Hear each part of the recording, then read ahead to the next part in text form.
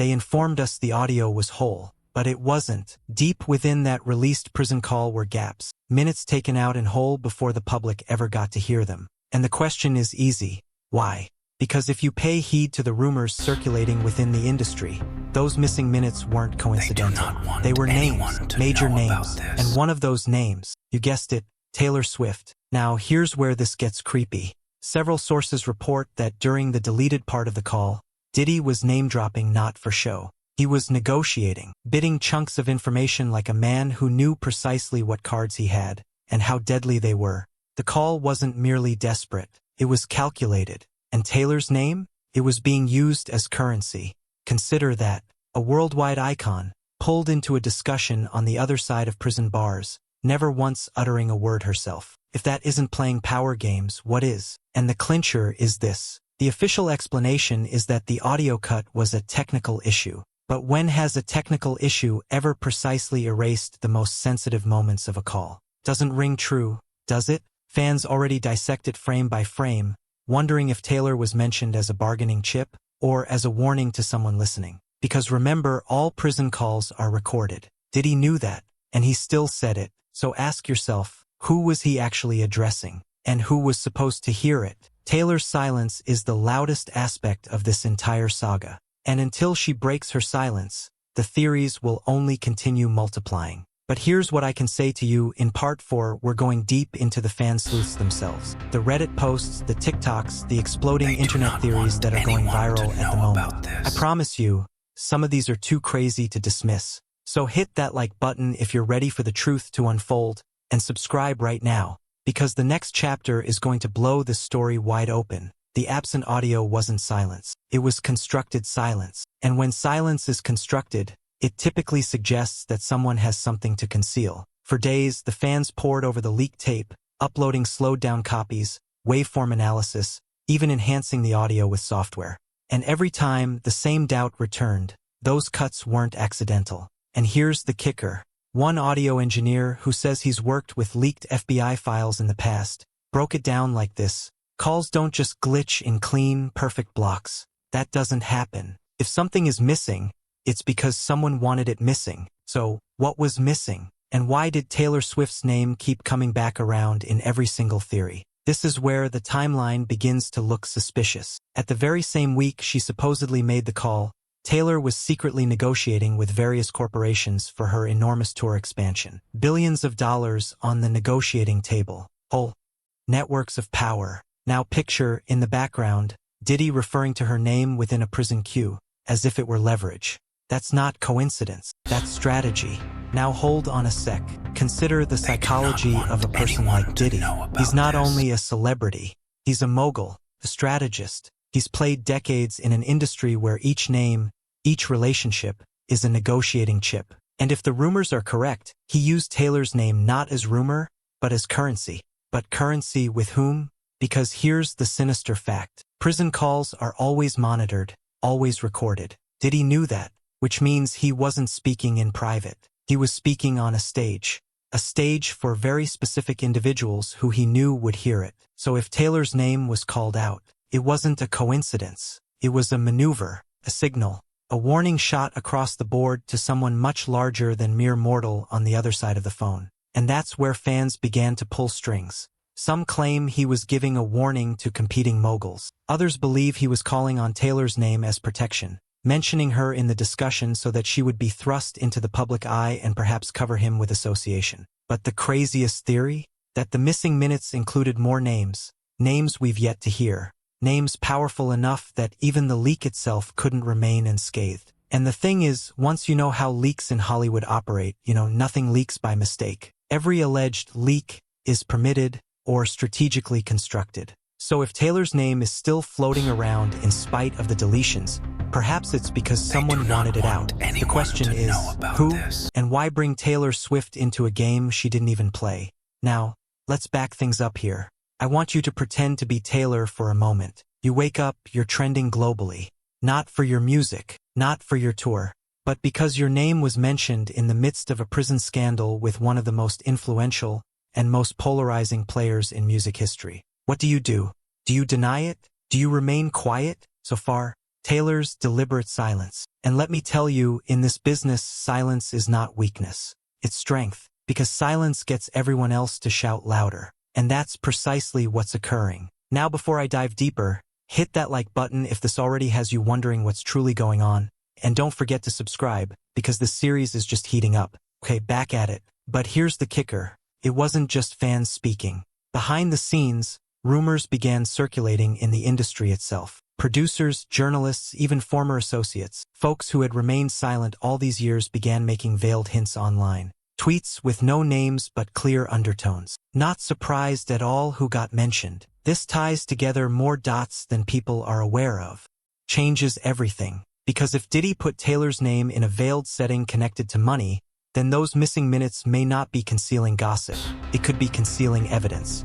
Evidence of where the money is going, who is involved, and why Taylor's kingdom was unfairly brought into a whirlwind she never requested. And let me remind you, this isn't rumor land anymore. This is why reporters are swarming. This is why podcasts are having urgent episodes. This is why late-night hosts are now cracking anxious jokes. Because when a name like Taylor Swift becomes associated with a man like Diddy in the middle of a prison scandal, it's no longer a niche conspiracy. It's international news. Now, let's think bigger. What if the lost audio is more than names? What if it's the map to the whole network, artists, executives, handlers, all connected in ways the public shouldn't know? And what if, in some perverse fashion, Taylor's inclusion was the protection? As a fuse, designed to attract attention, to divert, as the real fire burns elsewhere. But this is the thing. Fires ignite. And it's happening now. This one's getting away from them to hold back. The fans are not speculating any longer. They're calling for answers. And when the public begins calling for answers, those in power begin panicking. The question is, who breaks first? Does Diddy crack under pressure? Does Taylor's camp release a denial? Or does another leak hit? One even larger, one that makes this seem like a warm-up? Because if history tells us anything, it's this. Once the first leak happens, the second is never far behind. And that second leak might just be the one that destroys careers. Now, if you're still locked in and following this storm, hit that subscribe button right now, because we're only scratching the surface, and the next part of this story will blow your mind. But here's what nearly nobody is discussing. The silence on this leak isn't Taylor's alone. It's the machine's silence. Consider, each and every time Taylor trends globally, brands capitalize. News organizations scramble to pen. Commentators fight for comments. But this time, some of the largest platforms barely brushed against it. Why? Because what's at stake here isn't gossip. It's dollars. Actual dollars. Billions in tours, billions in streams, billions in endorsement. And if the negative spin sets in, empires fall. Which brings us to the most bizarre twist of all. The leak itself didn't begin on TMZ, or Rolling Stone, or any official outlet. It began in the dark. Some anonymous burner account posted a brief, distorted snippet. And yet, within a matter of minutes, the post was removed. Copyright claim. Vanished. Unless someone re-uploaded it. And another one. And another one. Until the sound was impossible to delete. So now the question is, who wanted it deleted so badly? Because if this was nothing, why the rush? Why the overtime cleanup crews? Fans believe it's a no-brainer. The go-between.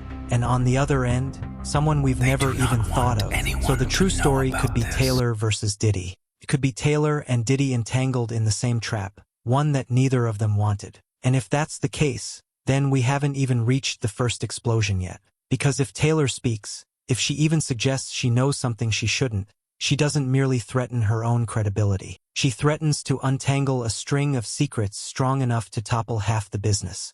And let me tell you something, that's precisely why Taylor is being watched so intently at the moment. Every tweet, every lyric, every cagey move on stage, they're decoding, dissecting, attempting to catch the slip before it occurs. Because in scandals such as these, it's never about the grand statement. It's about the minute cracks that share the truth. So this is where I'll leave you with one final observation. If Taylor is innocent, she'll remain mute. If she's guilty, she'll lie. But if she's deeper within this than people can even fathom, she'll sing. And when she performs, it won't be in interviews. It'll be in the art. Lyrics, albums, mysterious drops. And believe me, the next time she releases new music, the world will dissect it line by line for answers. Now tell me this, do you believe Taylor's the victim in all this? or the mastermind? Leave your thoughts in the comments below, and if you're prepared for the next chapter in this tale, be sure you hit that subscribe button, because what's about to go down in part 4 is going to blow the roof off everything we've talked about thus far. Bet, King? We continue to pile this part 3 until it reaches that nice 40-minute runtime. This next segment will once more be lengthy, 200 plus words, another 8 to 9 minutes VO, loaded with suspense, loaded with hooks for maximum retention. Hashtag Taylor Swift x Diddy, Part 3, Continuation Segment 3. Plain text for voiceover, asterisk. But here's where no one was expecting. When detectives began pulling Diddy's prison phone logs, something odd turned up. The metadata didn't reflect one outgoing call. It reflected two, back-to-back. The first, the leaked one. The second, utterly gone. No audio, no transcript, no official documentation. Just a timestamp. And how long was that second call? Exactly 6 minutes and 13 seconds. Now, if you're a Swiftie, you know what 613 is. June 13th, Taylor Swift's birthday. Coincidence? Possibly. But coincidences are warning signs when it comes to scandals like this one. Because what are the chances that the missing call just happens to coincide with Taylor's birthday to the exact second? And that was when the theory blew up. Others feel that the leak was not an accident. It was bait, a diversion, a smokescreen to obscure the real call, the one no one has ever heard. And if that is true, then Taylor isn't just a fleeting name drop. She's the middle of the missing puzzle piece. Okay, so let's dissect this. Diddy doesn't make a move without planning. Even in jail, he's a chess player, not a risk-taker. If he spoke about Taylor, it wasn't gossip. It was strategic. So why her? Think bigger. Think power. Taylor Swift is not merely an artist. She's an industry, an economy, a cultural force greater than politics, greater than most world leaders. You bring her name into your sphere, all of a sudden every headliner belongs to you. And if you're Diddy, sitting in a cell with the world closing in, maybe that's the only card left to play. But here's where it gets darker. Because if Taylor's name was leverage, then who was he leveraging it against? This is where the Hollywood whispers come in. At one point, according to an insider, Diddy was desperate to make a deal. Not with prosecutors, not with lawyers, but with shadow players outside the law. Individuals with influence, individuals with secrets of their own. And that second call, the one that clocked in at 6:13, that's where the negotiating occurred. What was on the agenda? Names, knowledge, connections that could destroy more than his career. And if Taylor was complicit in that deal, even nominally, then her silence is not merely personal. It is survival. Now the frightening part. The individuals on the receiving end of that phone call were not merely listeners. They were taping. Several sources attest that a second master tape is out there, uncut and censored, raw. A tape which holds both calls in their entirety. And the most frightening part?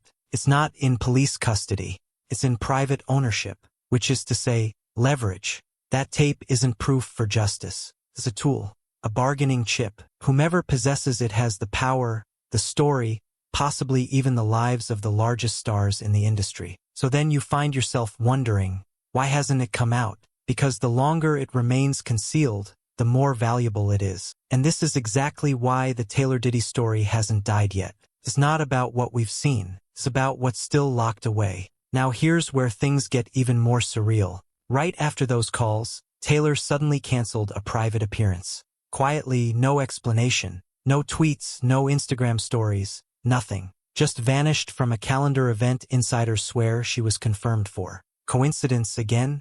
Or reaction? Because the timing is just about too perfect. And then, just a matter of days later, she appears in public, smiling, radiant, playing unconcerned, practically too unconcerned. The fans began speculating that the act seemed staged, practiced, as if she was overcompensating to cover up stress.